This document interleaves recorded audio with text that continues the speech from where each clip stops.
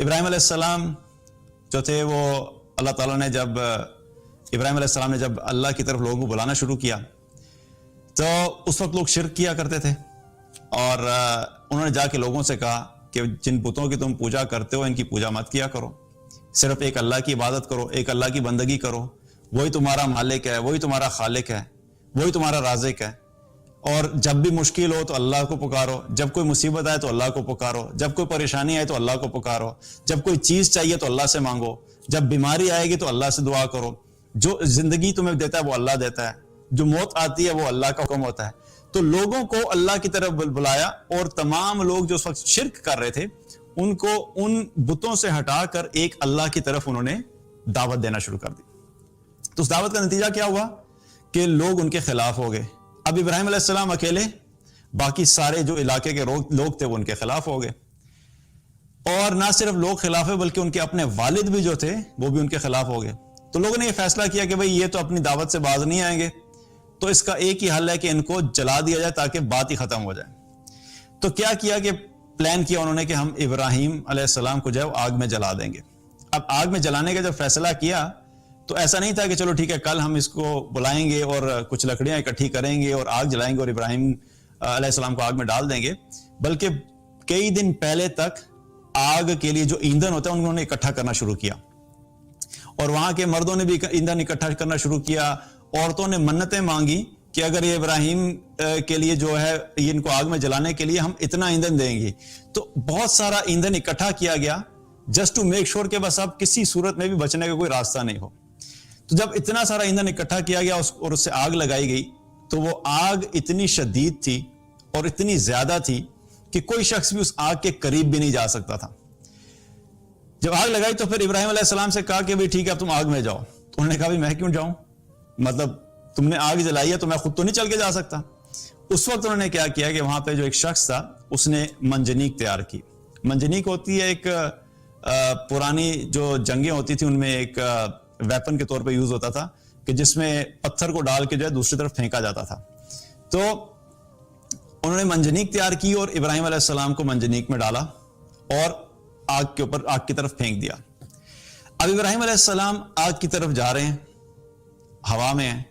اور سارے لوگ اب انتظار کر رہے ہیں کہ اب یہ جس وقت آگ میں جائیں گے تو آگ میں جا کے گر کے ختم ہو جائیں گے۔ اور یہ سارا قصہ جو ہے یہ ایک اللہ کی عبادت کی بات کرتے ہیں، ہمارے بتوں کے بارے میں یہ کہتے ہیں ان کو چھوڑ دو، تو سارا قصہ ختم ہو جائے گا اور ابراہیم جو ہے ختم ہو جائیں گے جل کے آگ میں۔ اب ابراہیم علیہ السلام کو جب پھینکا اور وہ ہوا میں تھے تو اللہ سبحانہ تعالیٰ نے جبریل علیہ السلام کو بھیج دیا۔ ایک طرف جبریل علیہ السلام آ گئے اور دوسری طرف پانی کا فرشتہ آ گیا۔ جبریل علیہ السلام نے پوچھا کہ آپ کو کوئی مدد چاہیے؟ انہوں نے کہا مدد تو چاہیے لیکن تمہاری نہیں چاہیے۔ پانی کے فرشتے نے کہا کہ اچھا اگر آپ کہتے ہیں تو میں کوئی مدد کروں۔ اب یہ کنورسیشن ہو ہی رہی تھی اور ابراہیم علیہ السلام جب اوپر ہوا میں جا رہے تھے تو وہ صرف یہی کہتے کہ حسبنا اللہ و نعم الوکیل، حسبنا اللہ و نعم الوکیل، کہ میرا بھروسہ اللہ پر ہی ہے اور کیا ہی بہترین کارساز ہے۔ اس سچویشن میں ابراہیم علیہ السلام نے فرشتوں سے بھی مدد نہیں لی، حالانکہ فرشتے کس نے بھیجے تھے؟ اللہ نے بھیجے تھے، لیکن اس کے باوجود ان کا ایمان، ان کا توکل، ان کا بھروسہ اللہ پہ اتنا مضبوط تھا کہ انہوں نے ایک کنفرم سچویشن کہ اب آگ میں گریں گے تو بچنے کے کوئی چانسز نہیں ہے، لیکن اس تھوڑے سے ٹائم کے اندر بھی ان کا ایمان ڈگمگایا نہیں، ان کا توکل اللہ پہ سے ہٹا نہیں۔ اس تھوڑے وقت کے اندر بھی انہوں نے اللہ پہ بھروسہ کیا، اور جب وہ آگ میں گئے، آگ میں گرے، تو اللہ سبحانہ تعالیٰ نے اپنا معجزہ دکھا دیا اور آگ کو کیا حکم دیا؟ یا نارو کونی بردم وسلام علی ابراہیم۔ آگ کو حکم دے دیا کہ اے آگ ابراہیم کے لیے ٹھنڈی ہو جا سلامتی کے ساتھ۔ اور وہی لوگ جنہوں نے ابراہیم علیہ السلام کو ختم کرنے کا جو پلان بنایا تھا، اور وہی آگ جس سے وہ ایکسپیکٹ کر رہے تھے کہ اس آگ میں جا کے ابراہیم ختم ہو جائیں گے، اللہ سبحانہ تعالیٰ کے حکم سے وہ آگ ٹھنڈی ہو گئی، اور نہ صرف ٹھنڈی ہو گئی بلکہ سلامتی کا لفظ جو اللہ نے استعمال کیا اس کا مطلب کیا ہے کہ اتنی زیادہ ٹھنڈی نہ ہو جانا کہ ابراہیم کو وہاں پہ تھوڑا پرابلم ہونا شروع ہو جائے کہ ٹیمپریچر بہت لو ہو گیا ہے، اور سلامتی کے ساتھ رہنا تاکہ وہ کمفرٹیبل رہ سکیں۔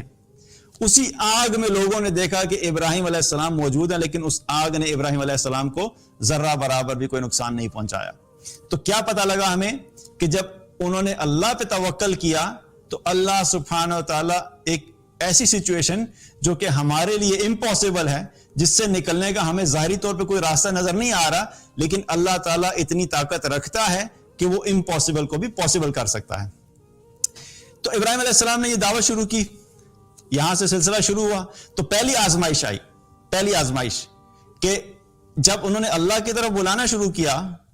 تو لوگوں نے کیا کیا، انہیں آگ میں پھینک دیا۔ تو یہ پہلا امتحان تھا، لیکن اس امتحان میں انہوں نے اللہ پہ بھروسہ کیا تو اللہ تعالیٰ نے ان کو اس امتحان میں کامیاب کیا اور بغیر کسی نقصان کے اس سے نکال دیا۔